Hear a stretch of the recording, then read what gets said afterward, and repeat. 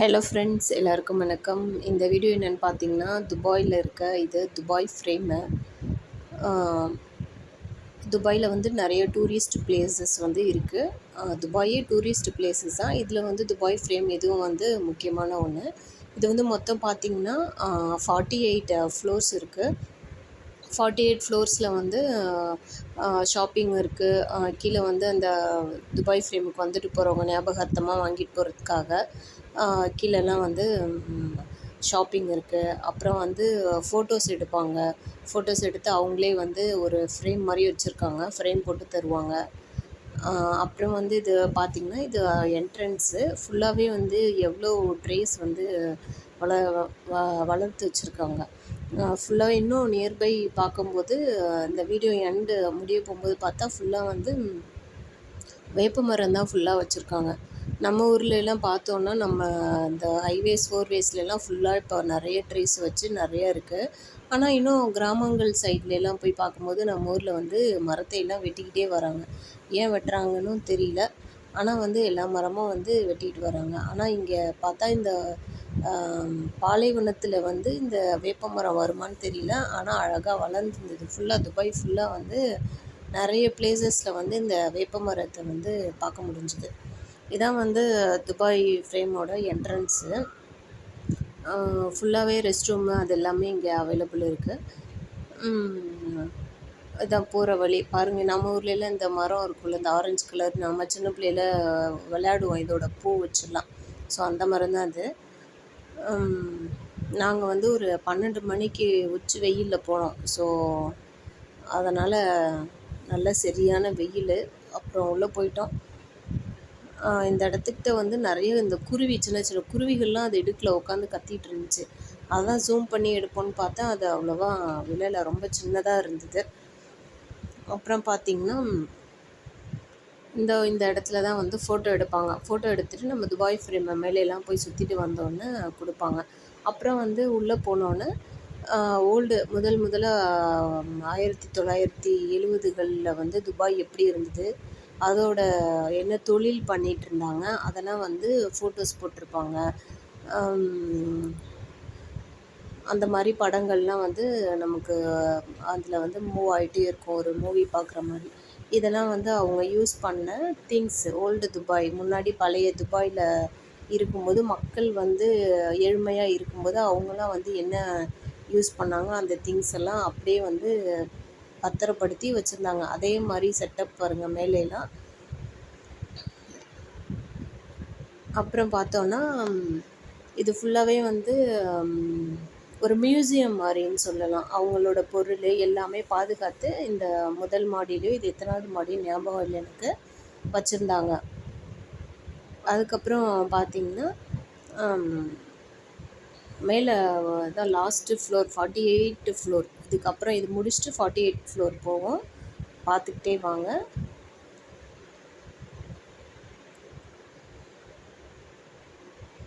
இதெல்லாம் அவங்க அந்த காலத்தில் செஞ்ச தொழில். ஃபஸ்ட்டு அந்த காலம் கிடையாது, இப்போ தான் கொஞ்சம் ஒரு 50 years back.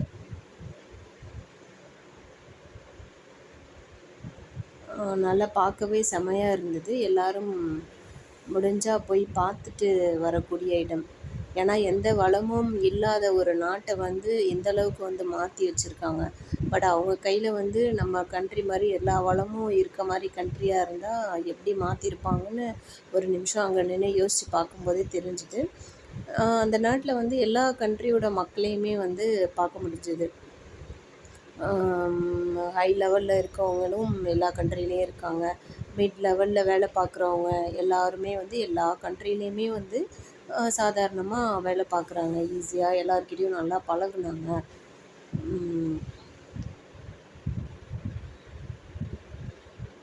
So old Dubai எப்படி இருந்தது. இப்போ இதில் வந்து என்னென்னு பார்த்தீங்கன்னா, டிரான்ஸ்பரண்ட் கிளாஸு 48வது மாடி. எனக்கு எத்தனாவது ஃப்ளோர்னு கரெக்டாக தெரில, பட் 48ன்னு தான் நினைக்கிறேன். கிளாஸ் டிரான்ஸ்பரண்ட்டாக வந்து அந்த ஃப்ளோர் இருக்கும்.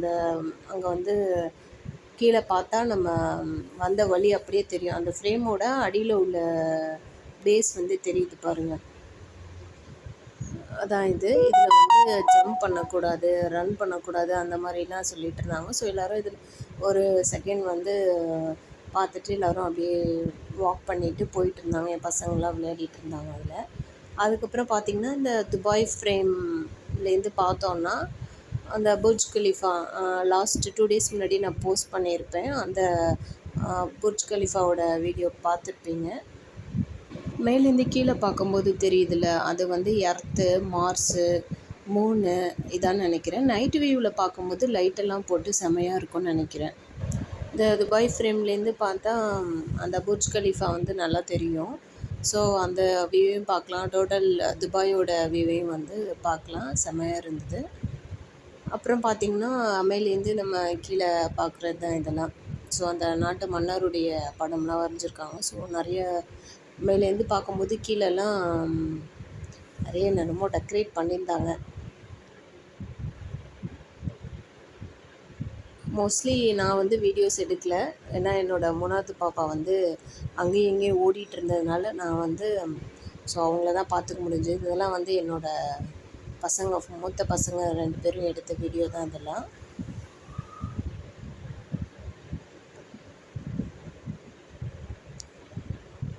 ஸோ இந்த கிளாஸ் பிரிட்ஜுன்னு கூட சொல்லலாம்.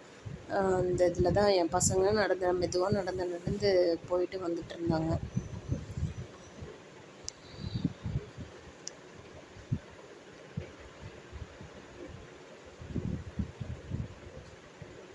இந்த புள்ளி புள்ளியாக எறும்பு மாதிரி தெரியுதுல, எல்லோரும் பைக்கில் நடந்து போயிட்டு இருந்தவங்க தான் அந்த இடத்துல அந்த குட்டியாக தெரியுது பாருங்கள்.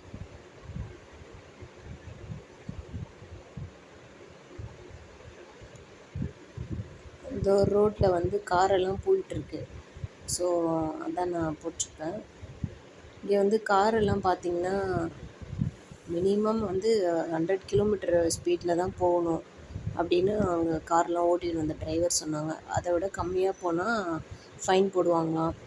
அப்புறம் வந்து இந்த பெரிய பெரிய பில்டிங், கண்ணாடி மாதிரி ஃபுல்லாக பில்டிங் இருக்குது. அந்த பில்டிங்லாம் வந்து க்ளீனாக இல்லைன்னா அந்த மாதிரி க்ளீனாக இருக்கணுமா, இல்லைன்னா ஃபைனா அப்படின்னு வந்து சொன்னாங்க. பார்த்தா 4 பேர் ஆக்சுவலி அது நாங்கள் ட்ரெயினில் போகும்போது பார்த்தோம். 5 பேர் வந்து ரோப்பில் தொங்கிட்டு க்ளீன் பண்ணிகிட்டு இருந்தாங்க. அப்போ தான் வந்து டிரைவர் பக்கத்தில் இருக்கவங்க சொன்னாங்க, அந்த மாதிரி க்ளீனாக இருக்கணும், க்ளீனாக இல்லைன்னா ஃபைனு. அந்த மாதிரி காரெல்லாம் பார்த்தோன்னா தூசியாக இருந்துச்சுன்னா வந்து ஃபைனு அப்படின்னு வந்து சொன்னாங்க. அதுக்கப்புறம் அந்த மேலே இருக்க அந்த பிரிட்ஜு, அந்த கிளாஸ் டோர் பிரிட்ஜை பார்த்து முடிச்சுட்டு போகும்போது ஓல்டு துபாய் எப்படி இருந்தது, நியூ துபாய் எப்படி இருந்தது, நம்ம ஃப்யூச்சரில் வந்து துபாய் எப்படி இருக்கும் அப்படின்லாம் வந்து ஒரு படம் மாதிரி போட்டு காட்டினாங்க. அந்த படத்துக்குள்ளேயே நம்ம போகிற மாதிரி இருக்கும். இது பார்த்திங்கன்னா மேலேருந்து கீழே இறங்குறோம் லிஃப்ட்டில். ஸோ அந்த வீடியோ தான் இது.